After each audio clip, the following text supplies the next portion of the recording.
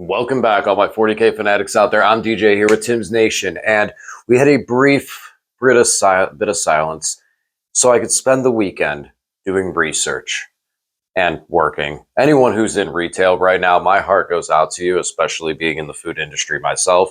It is the holiday season, which means we're busy, and it is crazy, very crazy. So to anyone out there, my heart goes out to you. January 1st is coming, and it'll all slow back down. But until then, the train is going, the Necron train, and this is the Canoptek Court Dynasty to Tim's Nation. Choo choo. We are going to be playing the Canoptek Court tonight, and it took me some research because I don't have the book. We don't have the points. There are many resources out there that have seen the books, got the books leaked and everything like that, and I pulled together as much information as I could to be able to play. And I think I'm about 95% accurate with what I got here, give or take some of the stuff for like enhancements and point changes.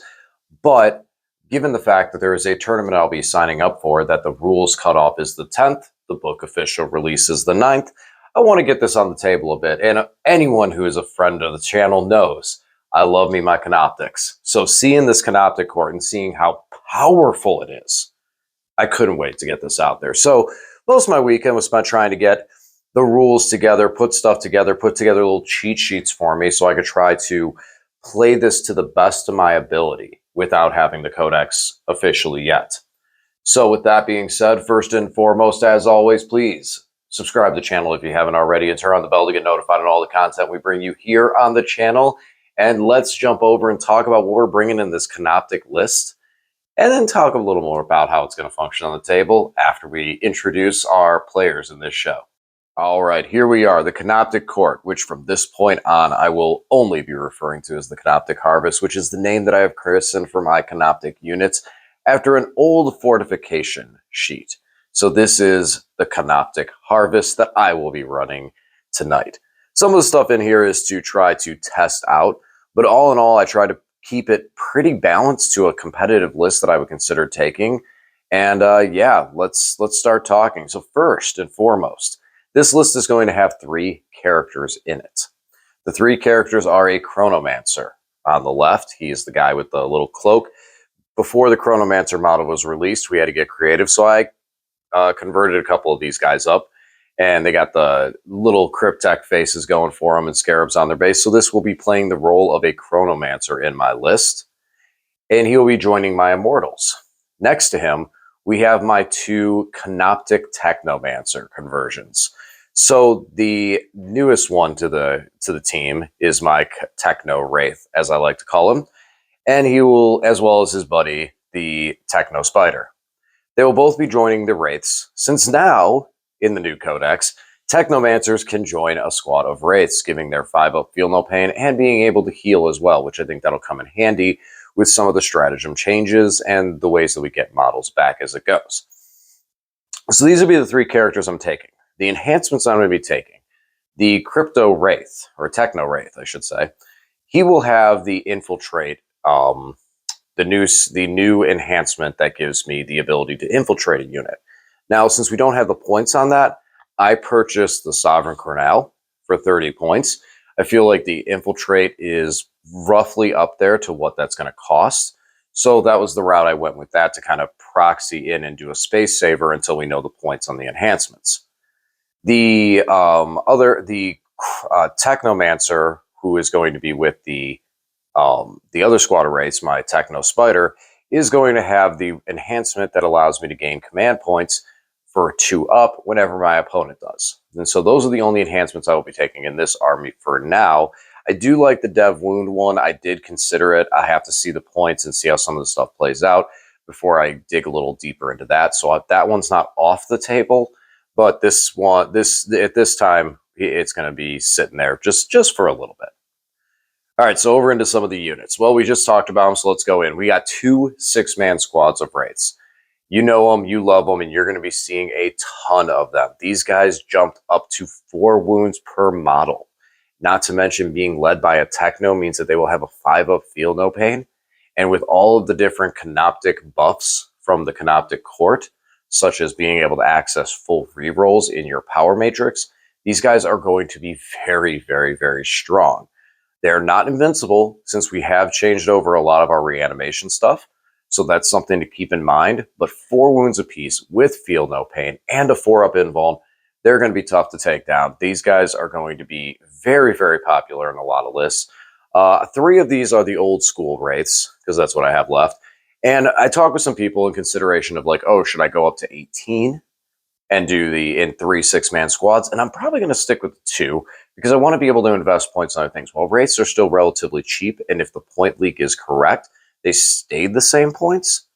I still want to be able to invest points in other stuff because there's a lot of other really, really cool stuff that we can get out of this detachment. Next up is my Canoptek Tomb Sentinels. Out of this detachment with all the power matrix buffs and the rerolls, these guys are awesome.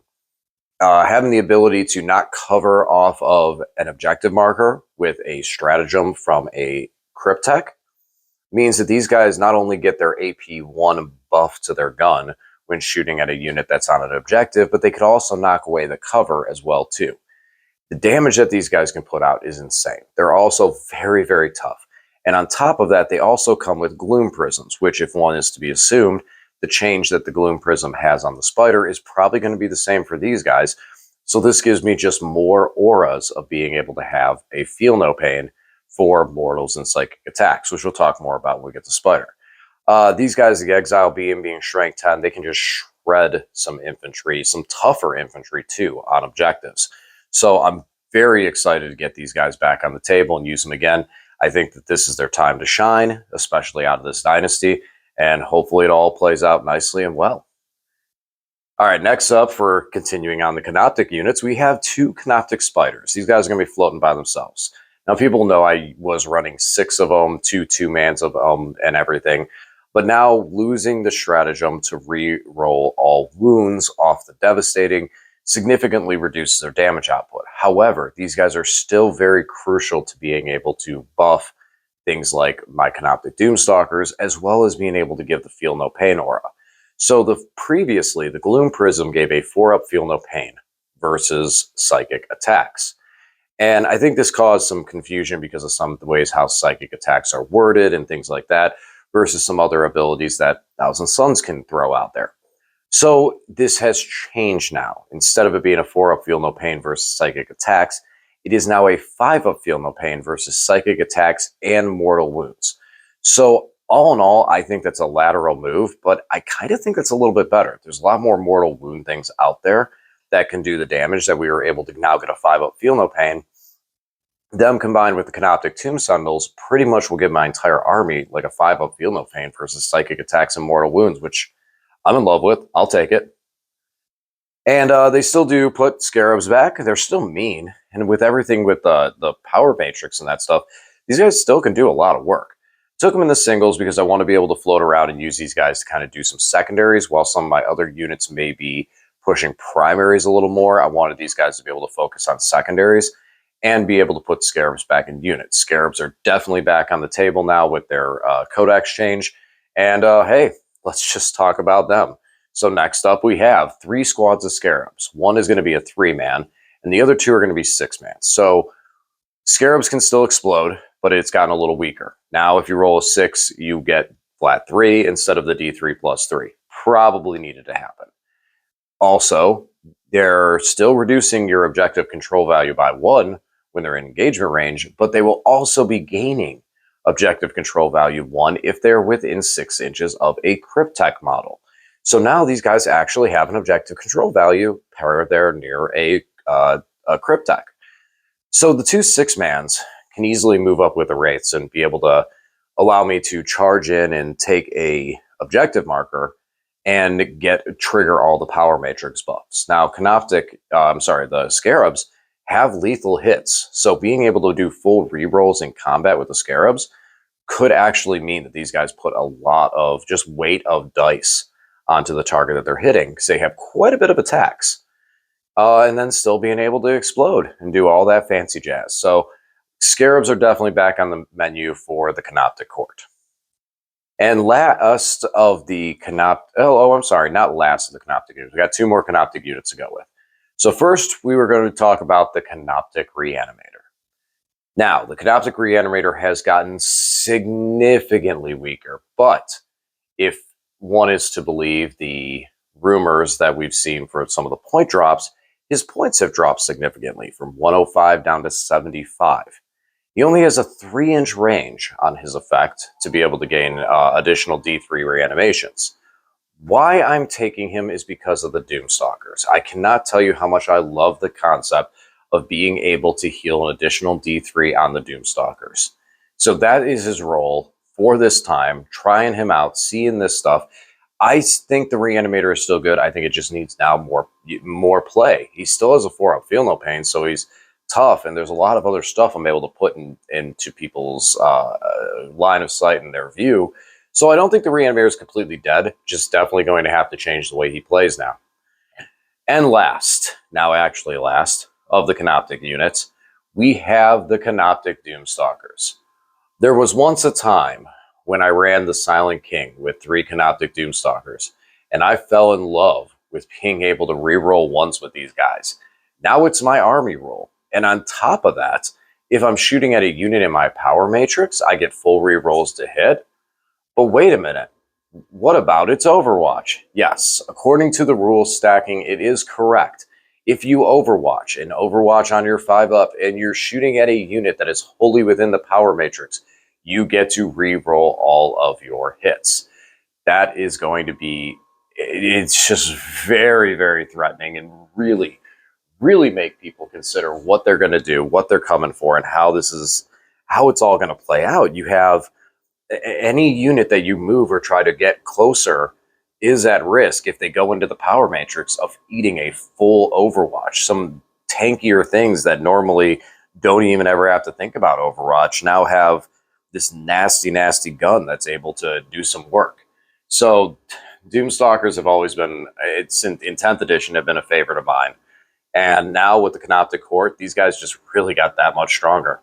And now last of the units in my army, and I said last of the Canopteks, but I do have one more unit in here because the Canoptek Court buffs go to any unit that is a Canoptek unit or a Cryptek unit. And a Cryptek unit is any unit that is joined by a Cryptek, because then they would gain the keyword. Now, things have changed, and the only units that are able to be joined by Crypteks now are Immortals, Warriors, and the Technomancers into the Wraiths, which means no Lich Guard. But with this dynasty, one of the cool things I'm really looking forward to trying out is the Immortals. Now, I do like the fact that we do have Warriors and Immortals are kind of now able to be vanilla across detachments. There's no, oh, well, now you have to take this, have to take that, because it's weird, because before there was like, that was the troop choice. That was the troop choice you had to take in a sense. And now at least these guys feel like they fit fluff-wise more into it. But all fluff aside, competitively, we're looking at a unit. I'm taking these with Tesla, which means that they can advance and shoot because they're assault. The range has increased to 24, and they have sustained 2 hits. So these guys are also most likely going to be able to hit a target with full rerolls to hit, since power matrix, and just be able to fish for 6s all game long. Now, I considered taking the Plasmancer in here for the higher crit rate, but I went with the Chrono giving them the -1 to hit, as well as the ability to fire and fade, move and then shoot. So these guys are actually really quick, being able to move, advance, still shoot, and then move again, up to 6 inches. So I think that these guys are going to be very, very crucial for being able to play on the flanks and pick up objectives on the flank. And I'm really looking forward to rolling all those dice and rolling all those extra sustained hits. All right, so that's the list. So what we're looking at with this new dynasty is the power matrix concept, which basically turns us into, I say it's a little bit of demons and Votann in this. Votann for some of the targeting and the power-ups and the to your hits and buffs like that. And demons on the same thing, is that they could cast a shadow. We create a power matrix. So power matrix, your deployment zone's always your power matrix. And for the no man's land, you have to control at least half of the objective markers. For your opponents, you have to control their objective marker. And if you control those, then that area of the table is part of your power matrix. being no man's land, being the entire no man's land and entire deployment zones. You check this at the beginning of each phase, and specifically in the rules for that. So at the beginning of your movement phase, it checks. At the beginning of your shooting phase, it checks. At the beginning of your charge phase, checks. Fight phase, checks. Even command phase too. But command phase, we don't really do any damage, and that's it with shooting and stuff like that, so it's not as important, but yes, command phase as well. The important ones to think about here are the charge phase to the fight phase, the move phase to the shooting phase. You can move up and take an objective and then grant yourself power matrix during your shooting phase. You can charge onto an objective, which is very critical with the wraiths. And then because you take that objective and you now turn into a power rate matrix, now at the beginning of your fight phase, game checks it's that game state, and now it is part of your power matrix, and you can now smack back and get all the full rerolls with units like wraiths and scarabs. So that's a lot of what I'm playing on with the wraiths and the scarabs, running the 2 squads, as well as having the Tesla Immortals that are going to be able to be quick and get up on objectives to help me keep that power matrix, for the most part, almost the entire game, going right across no man's land. The Doomstalkers are just vicious and mean. I cannot believe how good they're going to be now. They're so cool, so powerful, and I'm very excited to bring them back on the table. And the Sentinels, I love those centipedes. You'd think I'd want to be a Tyranid player with how many bugs I'm playing, but I like my robot bugs best. And the Sentinels, I liked them before. I felt a little underwhelmed. I felt like they were missing just that little bit when I played them before. Now with this detachment, they're going to be vicious. They're going to be super mean. We do have some awesome stratagems as well that interact well with this army. If any of my Technomancers or Chronomancer, if any of my Cryptex die, that unit that kills them for a command point, I can mark that unit, and that unit would then, I get +1 to hit and +1 to wound against it. So there's a little bit of the Votann aspect in there. Being able to give stealth to a unit once it's being shot at, the old chaos tricks. So, not stealth, I'm sorry, lone op, basically. That's going to be huge to be able to protect things all the way down the food chain. Like the Tesla Immortals, the Wraiths, anything that I don't want to be getting hit, especially on turn 1 or going into turn 2 if I go first, all of which are going to be very protected very, very well.